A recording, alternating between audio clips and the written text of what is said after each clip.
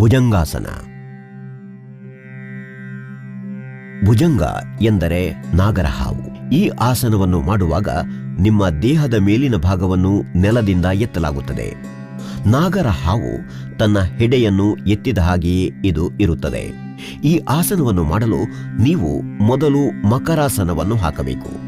ನಿಮ್ಮ ಹೊಟ್ಟೆಯ ಮೇಲೆ ನೆಲದ ಮೇಲೆ ಮಲಗಬೇಕು ಮತ್ತು ಕಾಲುಗಳ ಮಧ್ಯೆ ಅಂತರ ಇರಬೇಕು.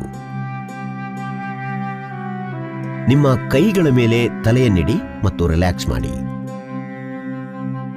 ಮಕರಾಸನದಿಂದ ಮುಂದೆ ಸಾಗಿ ಕಾಲುಗಳನ್ನು ಹತ್ತಿರ ತನ್ನಿ ಮತ್ತು ಕೈಗಳನ್ನು ಮುಂದಕ್ಕೆ ಹಾಕಿ. ನೆಲದ ಮೇಲೆ ತಲೆ ಇಟ್ಟು ವಿರಮಿಸಿ. ನಿಮ್ಮ ಎದೆಗೆ ಸಮೀಪ ಕೈಗಳನ್ನು ತನ್ನಿ ಮತ್ತು ನಿಮ್ಮ ಮೊಣಕೈಯನ್ನು ಎತ್ತರಿಸಿ.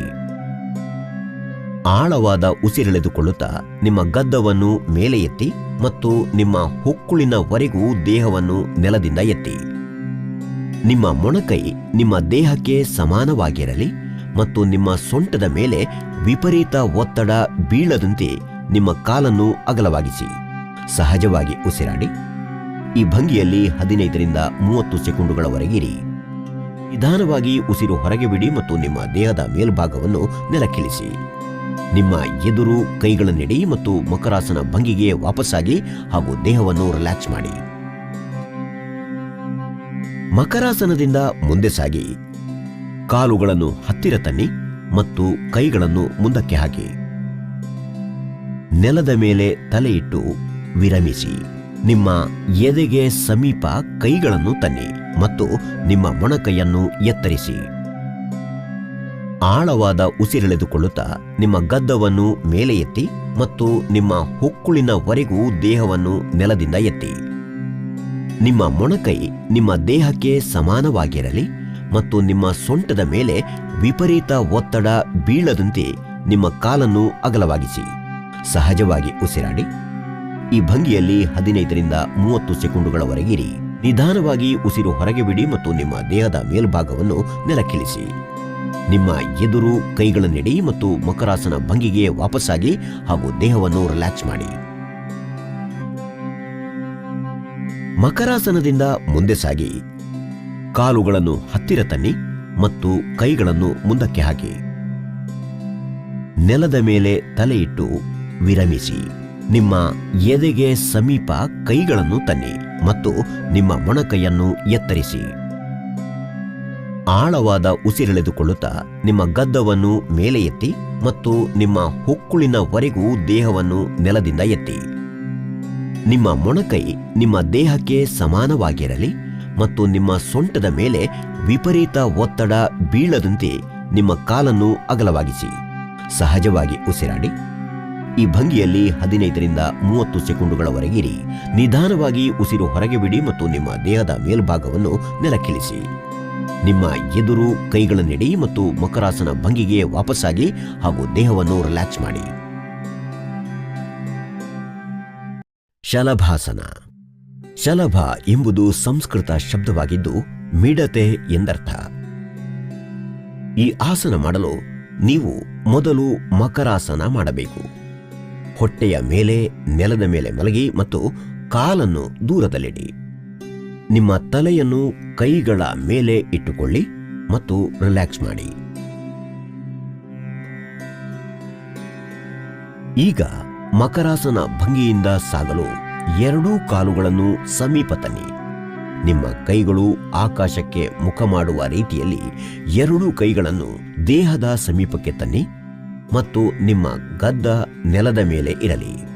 ಆಳವಾದ ಉಸಿರು ತೆಗೆದುಕೊಳ್ಳಿ. ನಿಮ್ಮ ಕಾಲುಗಳ ಮಾಂಸಖಂಡದ ಸಹಾಯದಿಂದ ಮಾತ್ರವೇ ನೆಲದ ಮೇಲಿನಿಂದ ನಿಮ್ಮ ಕಾಲುಗಳನ್ನು ಎತ್ತಿ. ನಿಮ್ಮ ಮಂಡಿಗಳನ್ನು ಬಾಗಿಸದೆ ಎಷ್ಟು ಸಾಧ್ಯವೋ ಅಷ್ಟು ನಿಮ್ಮ ಕಾಲುಗಳನ್ನು ಎತ್ತಿ. ಕಾಲನ್ನು ಗಾಳಿಯಲ್ಲಿ ಇಡಲು ಕೈಗಳ ಬೆಂಬಲವನ್ನು ನೀವು ತೆಗೆದುಕೊಳ್ಳಬಹುದು. ಇದು ನಿಮ್ಮ ದೇಹವನ್ನು ಸ್ಥಿರವಾಗಿಡಲು ನೆರವಾಗುತ್ತದೆ. 10ರಿಂದ 20 ಸೆಕೆಂಡುಗಳವರೆಗೆ ಇದೇ ಭಂಗಿಯಲ್ಲಿ ರಿಲ್ಯಾಕ್ಸ್ ಮಾಡಿ. ಸಹಜವಾಗಿ ಉಸಿರಾಡಿ. ನಂತರ ನಿಧಾನವಾಗಿ ನೆಲದ ಮಟ್ಟಕ್ಕೆ ನಿಮ್ಮ ಕಾಲನ್ನು ತನ್ನಿ. ಮಕರಾಸನದಿಂದ ವಾಪಸ್ಸಾದ ನಂತರ ರಿಲ್ಯಾಕ್ಸ್ ಮಾಡಿ. ಈಗ ಮಕರಾಸನ ಭಂಗಿಯಿಂದ ಸಾಗಲು ಎರಡೂ ಕಾಲುಗಳನ್ನು ಸಮೀಪ ತನ್ನಿ. ನಿಮ್ಮ ಕೈಗಳು ಆಕಾಶಕ್ಕೆ ಮುಖ ಮಾಡುವ ರೀತಿಯಲ್ಲಿ ಎರಡೂ ಕೈಗಳನ್ನು ದೇಹದ ಸಮೀಪಕ್ಕೆ ತನ್ನಿ ಮತ್ತು ನಿಮ್ಮ ಗದ್ದ ನೆಲದ ಮೇಲೆ ಇರಲಿ. ಆಳವಾದ ಉಸಿರು ತೆಗೆದುಕೊಳ್ಳಿ. ನಿಮ್ಮ ಕಾಲುಗಳ ಮಾಂಸಖಂಡದ ಸಹಾಯದಿಂದ ಮಾತ್ರವೇ ನೆಲದ ಮೇಲಿನಿಂದ ನಿಮ್ಮ ಕಾಲುಗಳನ್ನು ಎತ್ತಿ ನಿಮ್ಮ ಮಂಡಿಗಳನ್ನು ಬಾಗಿಸದೆ ಎಷ್ಟು ಸಾಧ್ಯವೋ ಅಷ್ಟು ನಿಮ್ಮ ಕಾಲುಗಳನ್ನು ಎತ್ತಿ. ಕಾಲನ್ನು ಗಾಳಿಯಲ್ಲಿ ಇಡಲು ಕೈಗಳ ಬೆಂಬಲವನ್ನು ನೀವು ತೆಗೆದುಕೊಳ್ಳಬಹುದು. ಇದು ನಿಮ್ಮ ದೇಹವನ್ನು ಸ್ಥಿರವಾಗಿಡಲು ನೆರವಾಗುತ್ತದೆ. 10 ರಿಂದ 20 ಸೆಕೆಂಡುಗಳವರೆಗೆ ಇದೇ ಭಂಗಿಯಲ್ಲಿ ರಿಲ್ಯಾಕ್ಸ್ ಮಾಡಿ ಸಹಜವಾಗಿ ಉಸಿರಾಡಿ. ನಿಧಾನವಾಗಿ ನೆಲದ ಮಟ್ಟಕ್ಕೆ ನಿಮ್ಮ ಕಾಲನ್ನು ತನ್ನಿ. ಮಕರಾಸನದಿಂದ ವಾಪಸ್ಸಾದ ನಂತರ ರಿಲ್ಯಾಕ್ಸ್ ಮಾಡಿ. ಈಗ ಮಕರಾಸನ ಭಂಗಿಯಿಂದ ಸಾಗಲು ಎರಡೂ ಕಾಲುಗಳನ್ನು ಸಮೀಪ ತನ್ನಿ. ನಿಮ್ಮ ಕೈಗಳು ಆಕಾಶಕ್ಕೆ ಮುಖ ಮಾಡುವ ರೀತಿಯಲ್ಲಿ ಎರಡೂ ಕೈಗಳನ್ನು ದೇಹದ ಸಮೀಪಕ್ಕೆ ತನ್ನಿ ಮತ್ತು ನಿಮ್ಮ ಗದ್ದ ನೆಲದ ಮೇಲೆ ಇರಲಿ. ಆಳವಾದ ಉಸಿರು ತೆಗೆದುಕೊಳ್ಳಿ. ನಿಮ್ಮ ಕಾಲುಗಳ ಮಾಂಸಖಂಡದ ಸಹಾಯದಿಂದ ಮಾತ್ರವೇ ನೆಲದ ಮೇಲಿನಿಂದ ನಿಮ್ಮ ಕಾಲುಗಳನ್ನು ಎತ್ತಿ ನಿಮ್ಮ ಮಂಡಿಗಳನ್ನು ಬಾಗಿಸದೆ ಎಷ್ಟು ಸಾಧ್ಯವೋ ಅಷ್ಟು ನಿಮ್ಮ ಕಾಲುಗಳನ್ನು ಎತ್ತಿ. ಕಾಲನ್ನು ಗಾಳಿಯಲ್ಲಿ ಇಡಲು ಕೈಗಳ ಬೆಂಬಲವನ್ನು ನೀವು ತೆಗೆದುಕೊಳ್ಳಬಹುದು. ಇದು ನಿಮ್ಮ ದೇಹವನ್ನು ಸ್ಥಿರವಾಗಿಡಲು ನೆರವಾಗುತ್ತದೆ. 10 ರಿಂದ 20 ಸೆಕೆಂಡುಗಳವರೆಗೆ ಇದೇ ಭಂಗಿಯಲ್ಲಿ ರಿಲ್ಯಾಕ್ಸ್ ಮಾಡಿ ಸಹಜವಾಗಿ ಉಸಿರಾಡಿ. ನಂತರ ನಿಧಾನವಾಗಿ ನೆಲದ ಮಟ್ಟಕ್ಕೆ ನಿಮ್ಮ ಕಾಲನ್ನು ತನ್ನಿ. ಮಕರಾಸನದಿಂದ ವಾಪಸ್ಸಾದ ನಂತರ ರಿಲ್ಯಾಕ್ಸ್ ಮಾಡಿ. ಪವನ ಮುಕ್ತಾಸನ. ಪವನ ಎಂದರೆ ಗಾಳಿ, ಮುಕ್ತ ಎಂದರೆ ಬಿಡುಗಡೆ ಮಾಡುವುದು. ಈ ಆಸನವು ನಿಮ್ಮ ಕರುಳುಗಳಿಂದ ಗಾಳಿ ಅಥವಾ ಅಪಾನ ವಾಯುವನ್ನು ಹೊರಹಾಕಲು ಸಹಾಯ ಮಾಡುತ್ತದೆ. ನಿಮ್ಮ ಎರಡೂ ಕಾಲುಗಳನ್ನು ಹಾಗೂ ಕೈಗಳನ್ನು ನಿಮ್ಮ ದೇಹದಿಂದ ಆರಾಮದಾಯಕ ಅಂತರದಲ್ಲಿ ಇರುವಂತೆ ಚಾಚಿ ನೆಲದ ಮೇಲೆ ಅಂಗಾತವಾಗಿ ಮಲಗಿ. ನಿಮ್ಮ ಕೈಗಳ ಹಸ್ತಗಳು ಮೇಲ್ಮುಖವಾಗಿರುವಂತೆ ನೋಡಿಕೊಳ್ಳಿ. ಈ ಆಸನವನ್ನು ಶವಾಸನ ಎನ್ನುತ್ತಾರೆ. ಈಗ ಶವಾಸನದಿಂದ ಮುಂದುವರಿಯುತ್ತಾ ನಿಮ್ಮ ಎರಡೂ ಕಾಲುಗಳನ್ನು ಸೇರಿಸಿ ನಿಮ್ಮ ಮಂಡಿಗಳನ್ನು ಮಡಚಿ ತೊಡೆಗಳನ್ನು ನಿಮ್ಮ ಎದೆಯ ಹತ್ತಿರಕ್ಕೆ ತನ್ನಿ. ನಿಮ್ಮ ಎರಡೂ ಕೈಗಳ ಬೆರಳುಗಳನ್ನು ಒಂದಕ್ಕೊಂದು ಹೆಣೆಯಿರಿ ಮತ್ತು ಅವುಗಳನ್ನು ನಿಮ್ಮ ಮಂಡಿಗಳ ಕೆಳಗೆ ಮೊಣಕಾಲ ಬಳಿ ಇರಿಸಿ. ಈಗ ಉಸಿರನ್ನು ಬಿಡುತ್ತಾ ನಿಮ್ಮ ಗಡ್ಡವು ನಿಮ್ಮ ಮಂಡಿಗಳನ್ನು ತಾಗುವ ಹಾಗೆ ನಿಮ್ಮ ತಲೆ ಮತ್ತು ಭುಜಗಳನ್ನು ಎತ್ತಿ ತನ್ನಿ. ಈ ರೀತಿ ಮಾಡುವಾಗ ನಿಮ್ಮ ಬೆನ್ನು ಮೂಳೆಯ ಕೆಳಭಾಗದಲ್ಲಿ ಹಿಗ್ಗಿದ ಅನುಭವವಾಗುತ್ತದೆ. ನಿಮ್ಮ ಕಣ್ಣುಗಳನ್ನು ಮುಚ್ಚಿಕೊಂಡಿರಿ ಮತ್ತು ನಿಮ್ಮ ಗಮನವನ್ನು ಸಂಪೂರ್ಣವಾಗಿ ಬೆನ್ನು ಮೂಳೆಯ ಕೆಳಭಾಗದಲ್ಲಿ ಕೇಂದ್ರೀಕರಿಸಿ.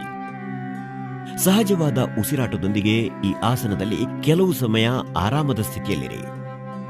ಉಸಿರನ್ನು ಒಳಗೆ ಎಳೆದುಕೊಳ್ಳುತ್ತಾ ನಿಮ್ಮ ತಲೆ ಮತ್ತು ಭುಜಗಳನ್ನು ಮತ್ತೊಮ್ಮೆ ನೆಲದ ಮೇಲೆ ಆರಾಮವಾಗಿರಿಸಿ.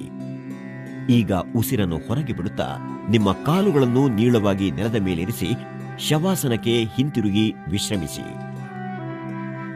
ಈಗ ಶವಾಸನದಿಂದ ಮುಂದುವರಿಯುತ್ತಾ ನಿಮ್ಮ ಎರಡೂ ಕಾಲುಗಳನ್ನು ಸೇರಿಸಿ ನಿಮ್ಮ ಮಂಡಿಗಳನ್ನು ಮಡಚಿ ತೊಡೆಗಳನ್ನು ನಿಮ್ಮ ಎದೆಯ ಹತ್ತಿರಕ್ಕೆ ತನ್ನಿ. ನಿಮ್ಮ ಎರಡೂ ಕೈಗಳ ಬೆರಳುಗಳನ್ನು ಒಂದಕ್ಕೊಂದು ಹೆಣೆಯಿರಿ ಮತ್ತು ಅವುಗಳನ್ನು ನಿಮ್ಮ ಮಂಡಿಗಳ ಕೆಳಗೆ ಮೊಣಕಾಲ ಬಳಿ ಇರಿಸಿ. ಈಗ ಉಸಿರನ್ನು ಬಿಡುತ್ತಾ ನಿಮ್ಮ ಗಡ್ಡವು ನಿಮ್ಮ ಮಂಡಿಗಳನ್ನು ತಾಗುವ ಹಾಗೆ ನಿಮ್ಮ ತಲೆ ಮತ್ತು ಭುಜಗಳನ್ನು ಎತ್ತಿ ತನ್ನಿ. ಈ ರೀತಿ ಮಾಡುವಾಗ ನಿಮ್ಮ ಬೆನ್ನು ಮೂಳೆಯ ಕೆಳಭಾಗದಲ್ಲಿ ಹಿಗ್ಗಿದ ಅನುಭವವಾಗುತ್ತದೆ. ನಿಮ್ಮ ಕಣ್ಣುಗಳನ್ನು ಮುಚ್ಚಿಕೊಂಡಿರಿ ಮತ್ತು ನಿಮ್ಮ ಗಮನವನ್ನು ಸಂಪೂರ್ಣವಾಗಿ ಬೆನ್ನು ಮೂಳೆಯ ಕೆಳಭಾಗದಲ್ಲಿ ಕೇಂದ್ರೀಕರಿಸಿ. ಸಹಜವಾದ ಉಸಿರಾಟದೊಂದಿಗೆ ಈ ಆಸನದಲ್ಲಿ ಕೆಲವು ಸಮಯ ಆರಾಮದ ಸ್ಥಿತಿಯಲ್ಲಿರಿ. ಉಸಿರನ್ನು ಒಳಗೆ ಎಳೆದುಕೊಳ್ಳುತ್ತಾ ನಿಮ್ಮ ತಲೆ ಮತ್ತು ಭುಜಗಳನ್ನು ಮತ್ತೊಮ್ಮೆ ನೆಲದ ಮೇಲೆ ಆರಾಮವಾಗಿರಿಸಿ. ಈಗ ಉಸಿರನ್ನು ಹೊರಗೆ ಬಿಡುತ್ತಾ ನಿಮ್ಮ ಕಾಲುಗಳನ್ನು ನೀಳವಾಗಿ ನೆಲದ ಮೇಲಿರಿಸಿ ಶವಾಸನಕ್ಕೆ ಹಿಂತಿರುಗಿ ವಿಶ್ರಮಿಸಿ. ಈಗ ಶವಾಸನದಿಂದ ಮುಂದುವರಿಯುತ್ತಾ ನಿಮ್ಮ ಎರಡೂ ಕಾಲುಗಳನ್ನು ಸೇರಿಸಿ ನಿಮ್ಮ ಮಂಡಿಗಳನ್ನು ಮಡಚಿ ತೊಡೆಗಳನ್ನು ನಿಮ್ಮ ಎದೆಯ ಹತ್ತಿರಕ್ಕೆ ತನ್ನಿ. ನಿಮ್ಮ ಎರಡೂ ಕೈಗಳ ಬೆರಳುಗಳನ್ನು ಒಂದಕ್ಕೊಂದು ಹೆಣೆಯಿರಿ ಮತ್ತು ಅವುಗಳನ್ನು ನಿಮ್ಮ ಮಂಡಿಗಳ ಕೆಳಗೆ ಮೊಣಕಾಲ ಬಳಿ ಇರಿಸಿ. ಈಗ ಉಸಿರನ್ನು ಬಿಡುತ್ತಾ ನಿಮ್ಮ ಗಡ್ಡವು ನಿಮ್ಮ ಮಂಡಿಗಳನ್ನು ತಾಗುವ ಹಾಗೆ ನಿಮ್ಮ ತಲೆ ಮತ್ತು ಭುಜಗಳನ್ನು ಎತ್ತಿ ತನ್ನಿ. ಈ ರೀತಿ ಮಾಡುವಾಗ ನಿಮ್ಮ ಬೆನ್ನು ಮೂಳೆಯ ಕೆಳಭಾಗದಲ್ಲಿ ಹಿಗ್ಗಿದ ಅನುಭವವಾಗುತ್ತದೆ. ನಿಮ್ಮ ಕಣ್ಣುಗಳನ್ನು ಮುಚ್ಚಿಕೊಂಡಿರಿ ಮತ್ತು ನಿಮ್ಮ ಗಮನವನ್ನು ಸಂಪೂರ್ಣವಾಗಿ ಬೆನ್ನು ಮೂಳೆಯ ಕೆಳಭಾಗದಲ್ಲಿ ಕೇಂದ್ರೀಕರಿಸಿ. ಸಹಜವಾದ ಉಸಿರಾಟದೊಂದಿಗೆ ಈ ಆಸನದಲ್ಲಿ ಕೆಲವು ಸಮಯ ಆರಾಮದ ಸ್ಥಿತಿಯಲ್ಲಿರಿ. ಉಸಿರನ್ನು ಒಳಗೆ ಎಳೆದುಕೊಳ್ಳುತ್ತಾ ನಿಮ್ಮ ತಲೆ ಮತ್ತು ಭುಜಗಳನ್ನು ಮತ್ತೊಮ್ಮೆ ನೆಲದ ಮೇಲೆ ಆರಾಮವಾಗಿರಿಸಿ. ಈಗ ಉಸಿರನ್ನು ಹೊರಗೆ ಬಿಡುತ್ತಾ ನಿಮ್ಮ ಕಾಲುಗಳನ್ನು ನೀಳವಾಗಿ ನೆಲದ ಮೇಲಿರಿಸಿ ಶವಾಸನಕ್ಕೆ ಹಿಂತಿರುಗಿ ವಿಶ್ರಮಿಸಿ. ಸೇತುಬಂಧಾಸನ. ಸೇತುಬಂಧ ಎಂದರೆ ಒಂದು ಸೇತುವೆಯ ರಚನೆ. ಈ ಆಸನದಲ್ಲಿ ನಿಮ್ಮ ದೇಹದ ಭಂಗಿಯು ಒಂದು ಸೇತುವೆಯಂತಾಗುತ್ತದೆ. ಈ ಆಸನವನ್ನು ಚತುಷ್ಪಾದಾಸನ ಎಂದು ಕರೆಯುತ್ತಾರೆ. ನಿಮ್ಮ ಕಾಲುಗಳ ನಡುವೆ ಆರಾಮದಾಯಕ ಅಂತರವನ್ನು ಇರಿಸಿಕೊಂಡು ನೆಲದಲ್ಲಿ ಬೆನ್ನಿನ ಮೇಲೆ ಮಲಗಿ. ನಿಮ್ಮ ಎರಡೂ ಅಂಗೈಗಳನ್ನು ನೆಲದ ಮೇಲೆ ಮೇಲ್ಮುಖವಾಗಿರುವಂತೆ ಇರಿಸಿ. ಈ ಆಸನವನ್ನು ಶವಾಸನವೆಂದು ಕರೆಯುತ್ತಾರೆ. ಈಗ ನಿಮ್ಮ ಎರಡೂ ಕಾಲುಗಳನ್ನು ಜೋಡಿಸಿ, ನಿಮ್ಮ ಕಾಲುಗಳನ್ನು ಮಡಿಚಿ ನಿಮ್ಮ ನಿತಂಬಕ್ಕೆ ಸನಿಹ ತನ್ನಿ. ನಿಮ್ಮ ಪಾದದ ಮಣಿಕಟ್ಟನ್ನು ಕೈಯಿಂದ ಭದ್ರವಾಗಿ ಹಿಡಿದುಕೊಳ್ಳಿ. ಈಗ ನಿಧಾನವಾಗಿ ಉಸಿರು ಎಳೆದುಕೊಳ್ಳುತ್ತಾ ನಿಮ್ಮ ನಿತಂಬವನ್ನು ಸಾಧ್ಯವಾದಷ್ಟು ಮೇಲೆ ಎತ್ತಿ. ಇದರಿಂದ ನಿಮ್ಮ ದೇಹವು ಒಂದು ಸೇತುವೆಯನ್ನು ಹೋಲುತ್ತದೆ. ನಿಮ್ಮ ತಲೆ ಮತ್ತು ಭುಜಗಳು ನೆಲದಲ್ಲಿದ್ದು ನಿಮ್ಮ ಮಂಡಿ ಮತ್ತು ಕಾಲುಗಳು ಒಂದೇ ನೇರದಲ್ಲಿದೆ ಎಂದು ಖಾತರಿ ಪಡಿಸಿಕೊಳ್ಳಿ. ಈ ಕೊನೆಯ ಭಂಗಿಯಲ್ಲಿ ನಿಮಗೆ ಬೇಕೆನಿಸಿದಲ್ಲಿ ನೀವು ನಿಮ್ಮ ಕೈಯಿಂದ ಸೊಂಟಕ್ಕೆ ಆಸರೆಯನ್ನು ಕೊಡಬಹುದು. ಈ ಭಂಗಿಯಲ್ಲಿ ಸಹಜವಾಗಿ ಉಸಿರಾಡುತ್ತಾ 10 ರಿಂದ 30 ಸೆಕೆಂಡುಗಳ ತನಕ ಇರಿ.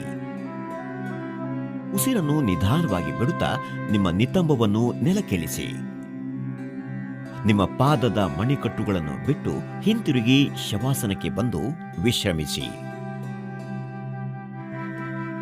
ಈಗ ನಿಮ್ಮ ಎರಡೂ ಕಾಲುಗಳನ್ನು ಜೋಡಿಸಿ, ನಿಮ್ಮ ಕಾಲುಗಳನ್ನು ಮಡಿಚಿ ನಿಮ್ಮ ನಿತಂಬಕ್ಕೆ ಸನಿಹ ತನ್ನಿ. ನಿಮ್ಮ ಪಾದದ ಮಣಿಕಟ್ಟನ್ನು ಕೈಯಿಂದ ಭದ್ರವಾಗಿ ಹಿಡಿದುಕೊಳ್ಳಿ. ಈಗ ನಿಧಾನವಾಗಿ ಉಸಿರು ಎಳೆದುಕೊಳ್ಳುತ್ತಾ ನಿಮ್ಮ ನಿತಂಬವನ್ನು ಸಾಧ್ಯವಾದಷ್ಟು ಮೇಲೆ ಎತ್ತಿ. ಇದರಿಂದ ನಿಮ್ಮ ದೇಹವು ಒಂದು ಸೇತುವೆಯನ್ನು ಹೋಲುತ್ತದೆ. ನಿಮ್ಮ ತಲೆ ಮತ್ತು ಭುಜಗಳು ನೆಲದಲ್ಲಿದ್ದು ನಿಮ್ಮ ಮಂಡಿ ಮತ್ತು ಕಾಲುಗಳು ಒಂದೇ ನೇರದಲ್ಲಿದೆ ಎಂದು ಖಾತರಿ ಪಡಿಸಿಕೊಳ್ಳಿ. ಈ ಕೊನೆಯ ಭಂಗಿಯಲ್ಲಿ ನಿಮಗೆ ಬೇಕೆನಿಸಿದಲ್ಲಿ ನೀವು ನಿಮ್ಮ ಕೈಯಿಂದ ಸೊಂಟಕ್ಕೆ ಆಸರೆಯನ್ನು ಕೊಡಬಹುದು. ಈ ಭಂಗಿಯಲ್ಲಿ ಸಹಜವಾಗಿ ಉಸಿರಾಡುತ್ತಾ 10 ರಿಂದ 30 ಸೆಕೆಂಡುಗಳ ತನಕ ಇರಿ. ನಿಮ್ಮ ಉಸಿರನ್ನು ನಿಧಾನವಾಗಿ ಬಿಡುತ್ತಾ ನಿಮ್ಮ ನಿತಂಬವನ್ನು ನೆಲಕ್ಕಿಳಿಸಿ. ನಿಮ್ಮ ಪಾದದ ಮಣಿಕಟ್ಟುಗಳನ್ನು ಬಿಟ್ಟು ಹಿಂತಿರುಗಿ ಶವಾಸನಕ್ಕೆ ಬಂದು ವಿಶ್ರಮಿಸಿ. ಈಗ ನಿಮ್ಮ ಎರಡೂ ಕಾಲುಗಳನ್ನು ಜೋಡಿಸಿ, ನಿಮ್ಮ ಕಾಲುಗಳನ್ನು ಮಡಿಚಿ ನಿಮ್ಮ ನಿತಂಬಕ್ಕೆ ಸನಿಹ ತನ್ನಿ. ನಿಮ್ಮ ಪಾದದ ಮಣಿಕಟ್ಟನ್ನು ಕೈಯಿಂದ ಭದ್ರವಾಗಿ ಹಿಡಿದುಕೊಳ್ಳಿ. ಈಗ ನಿಧಾನವಾಗಿ ಉಸಿರು ಎಳೆದುಕೊಳ್ಳುತ್ತಾ ನಿಮ್ಮ ನಿತಂಬವನ್ನು ಸಾಧ್ಯವಾದಷ್ಟು ಮೇಲೆ ಎತ್ತಿ. ಇದರಿಂದ ನಿಮ್ಮ ದೇಹವು ಒಂದು ಸೇತುವೆಯನ್ನು ಹೋಲುತ್ತದೆ. ನಿಮ್ಮ ತಲೆ ಮತ್ತು ಭುಜಗಳು ನೆಲದಲ್ಲಿದ್ದು ನಿಮ್ಮ ಮಂಡಿ ಮತ್ತು ಕಾಲುಗಳು ಒಂದೇ ನೇರದಲ್ಲಿದೆ ಎಂದು ಖಾತರಿ ಪಡಿಸಿಕೊಳ್ಳಿ.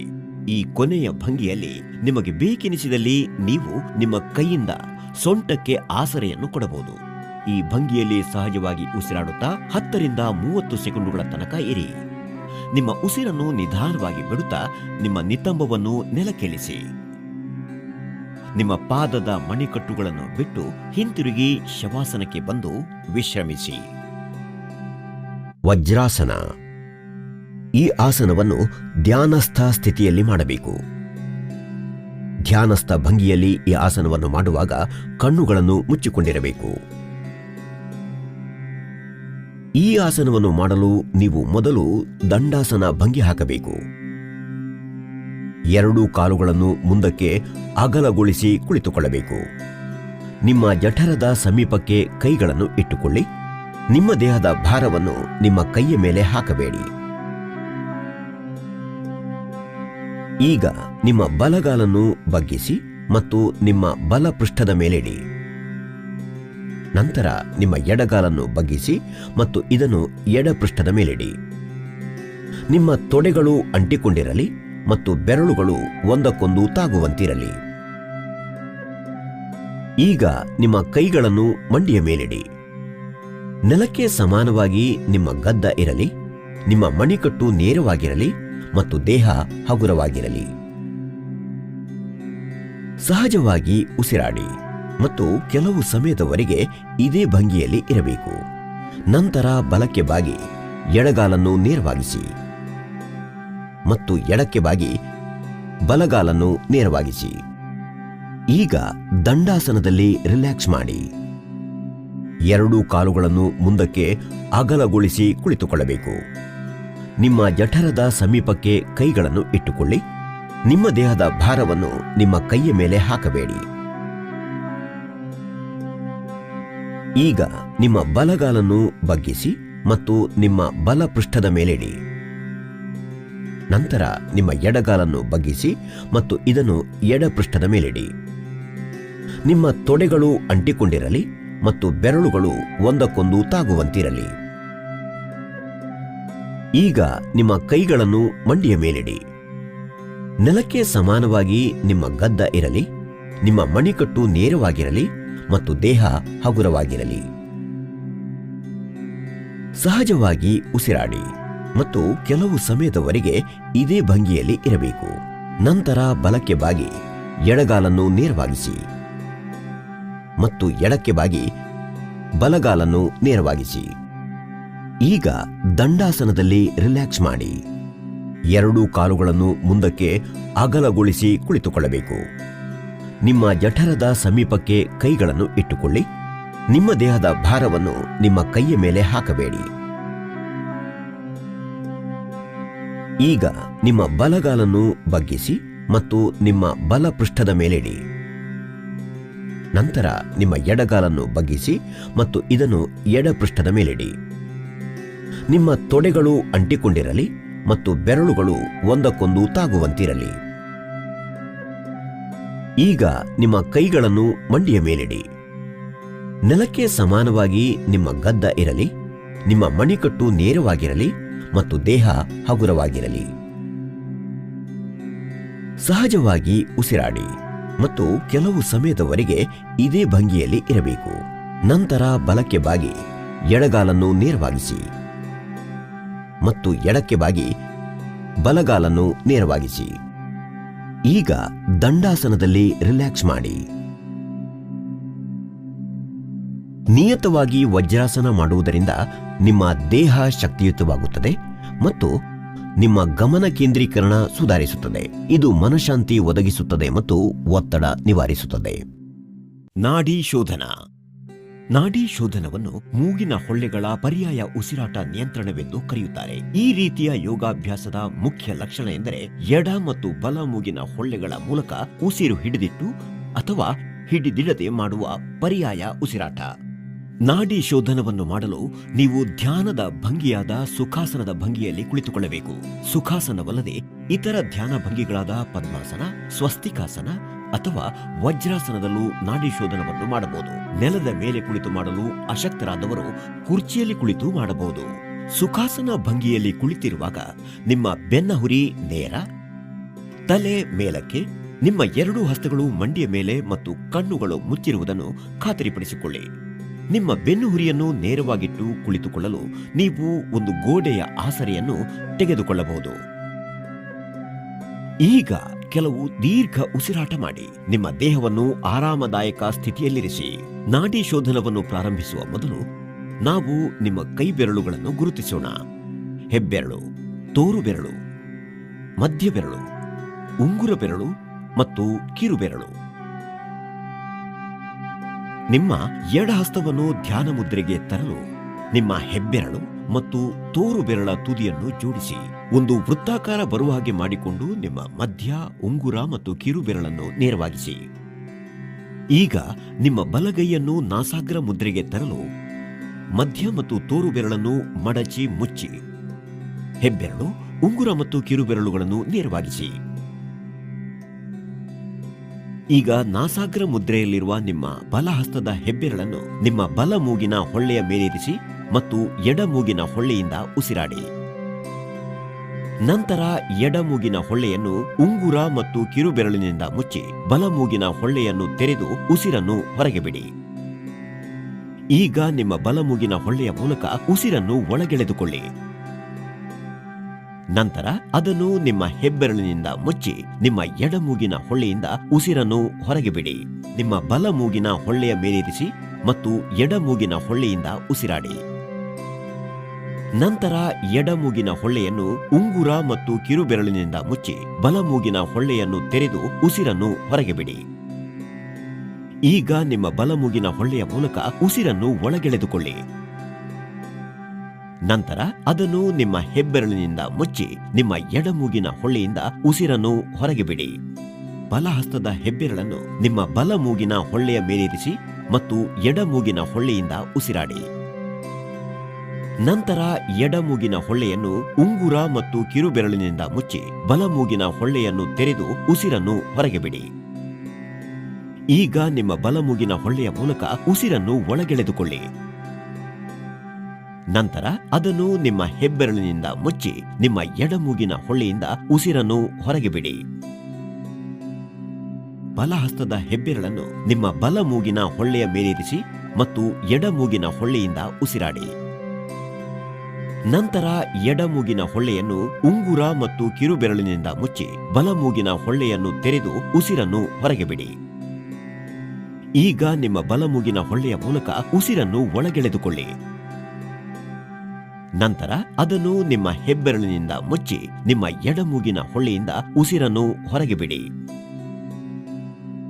ಬಲಹಸ್ತದ ಹೆಬ್ಬೆರಳನ್ನು ನಿಮ್ಮ ಬಲಮೂಗಿನ ಹೊಳ್ಳೆಯ ಮೇಲಿರಿಸಿ ಮತ್ತು ಎಡಮೂಗಿನ ಹೊಳ್ಳೆಯಿಂದ ಉಸಿರಾಡಿ.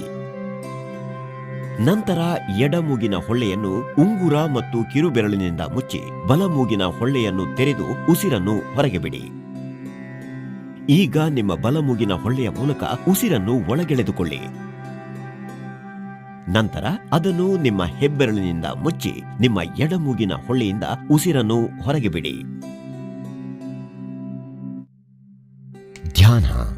ಧ್ಯಾನವು ಸತತ ಚಿಂತನದ ಒಂದು ಕ್ರಿಯೆ. ಧ್ಯಾನವು ಮುಖ್ಯವಾಗಿ 3 ವಿಷಯಗಳನ್ನು ಒಳಗೊಂಡಿರುತ್ತದೆ: ಹೊರಗಿನ ವಸ್ತುಗಳು ಹಾಗೂ ಆಂತರಿಕ ಸ್ಥಿತಿಯ ಕುರಿತು ಅರಿವು ಇಲ್ಲದಿರುವಿಕೆ, ಮನಸ್ಸು ಗಟ್ಟಿಯಾಗಿ ನೆಲೆ ನಿಂತ ವಸ್ತುವಿನ ಮೇಲೆ ಅಚಲ ಅರಿವು ಹಾಗೂ ಇತರ ಮಾನಸಿಕ ಏರ್ಪಾಟುಗಳ ಸುಲಭ ತಡೆ. ಧ್ಯಾನವು ಶಾಂತಿ ಮತ್ತು ಆಂತರಿಕ ಸಾಮರಸ್ಯ ಕಂಡುಕೊಳ್ಳಲು ನೆರವಾಗುತ್ತದೆ. ಧ್ಯಾನದ ಭಂಗಿಯಾದ ಪದ್ಮಾಸನದ ಭಂಗಿಯಲ್ಲಿ ಕುಳಿತುಕೊಳ್ಳಿ. ಧ್ಯಾನವನ್ನು ಪದ್ಮಾಸನವಲ್ಲದೆ ಸುಖಾಸನ ಅಥವಾ ವಜ್ರಾಸನದಂತಹ ಇತರ ಯಾವುದೇ ಧ್ಯಾನ ಆಸನಗಳಲ್ಲಿ ಕೂಡ ಮಾಡಬಹುದು. ನೆಲದ ಮೇಲೆ ಕುಳಿತುಕೊಳ್ಳಲಾಗದವರು ಕುರ್ಚಿಯ ಮೇಲೆ ಕುಳಿತು ಧ್ಯಾನದ ಅಭ್ಯಾಸ ಮಾಡಬಹುದು. ಪದ್ಮಾಸನ ಭಂಗಿಯಲ್ಲಿ ಕುಳಿತಾಗ ನಿಮ್ಮ ಬೆನ್ನುಹುರಿಯು ಆರಾಮವಾಗಿ ನೇರವಾಗಿದೆ, ತೋಳುಗಳು ಹಾಗೂ ಭುಜಗಳು ವಿಶ್ರಾಂತ ಸ್ಥಿತಿಯಲ್ಲಿವೆ, ತಲೆಯೂ ನೇರವಾಗಿದೆ ಮತ್ತು ಕಣ್ಣುಗಳು ಮುಚ್ಚಿಕೊಂಡಿವೆ ಎಂಬುದನ್ನು ಖಾತರಿ ಮಾಡಿಕೊಳ್ಳಿ. ನಿಮ್ಮ ಬೆನ್ನನ್ನು ನೇರವಾಗಿಸಿಕೊಳ್ಳಲು ನೀವು ಗೋಡೆಯ ನೆರವನ್ನು ಪಡೆದುಕೊಳ್ಳಬಹುದು. ನಿಮ್ಮ ಕೈಗಳನ್ನು ಧ್ಯಾನ ಮುದ್ರೆಗೆ ತನ್ನಿ. ಬೆರಳುಗಳು ಆರಾಮವಾಗಿ ಒಂದಕ್ಕೊಂದು ಅಂಟಿಕೊಂಡಿವೆ ಎಂಬ ಗಮನ ಇರಲಿ.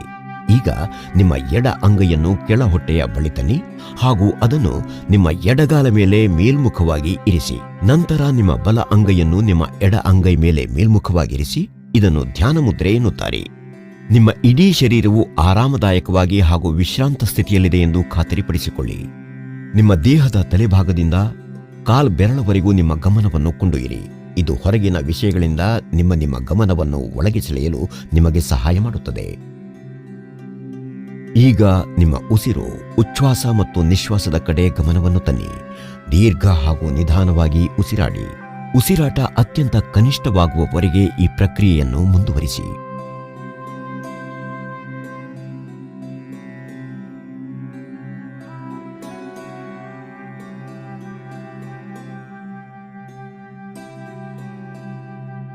ಯಾವುದೇ ವಿಷಯದ ಮೇಲೆ ವಿಶೇಷವಾಗಿ ಗಮನ ಇಡದೆ ಹುಬ್ಬುಗಳ ನಡುವೆ ಸೌಮ್ಯವಾಗಿ ಕೇಂದ್ರೀಕರಿಸುತ್ತಾ ನಿಮ್ಮ ಉಸಿರಾಟದ ಮೇಲಿನ ಗಮನವನ್ನು ಮುಂದುವರಿಸಿ. ಈಗ ನಿಮ್ಮ ಯೋಚನೆಗಳನ್ನು ಗಮನಿಸಿ. ಸಕಾರಾತ್ಮಕ ಮತ್ತು ಆನಂದದಾಯಕ ಯೋಚನೆಗಳ ಜೊತೆ ಇರಲು ಪ್ರಯತ್ನಿಸಿ. ಧ್ಯಾನದಲ್ಲಿ ಮುಂದುವರಿದಂತೆ ನಿಮ್ಮ ಮನಸ್ಸು ಶಾಂತವಾಗಲು ಪ್ರಾರಂಭವಾಗಿ ನಿಮ್ಮ ಮಾನಸಿಕ ಚಟುವಟಿಕೆಗಳು ಕಡಿಮೆಯಾಗಿ ಯೋಚನೆಗಳು ಸಂಪೂರ್ಣವಾಗಿ ಕರಗಿ ಹೋಗಬಹುದು. ನೀವು ಸಂಪೂರ್ಣ ವಿಶ್ರಾಂತಿ, ಸಂತೃಪ್ತಿ ಮತ್ತು ಒತ್ತಡರಹಿತ ಸ್ಥಿತಿಯನ್ನು ಅನುಭವಿಸುವಿರಿ. ಧ್ಯಾನವು ಯೋಗಾಭ್ಯಾಸದ ಅತಿ ಮುಖ್ಯ ಮತ್ತು ಅವಿಭಾಜ್ಯ ಅಂಗವಾಗಿದೆ.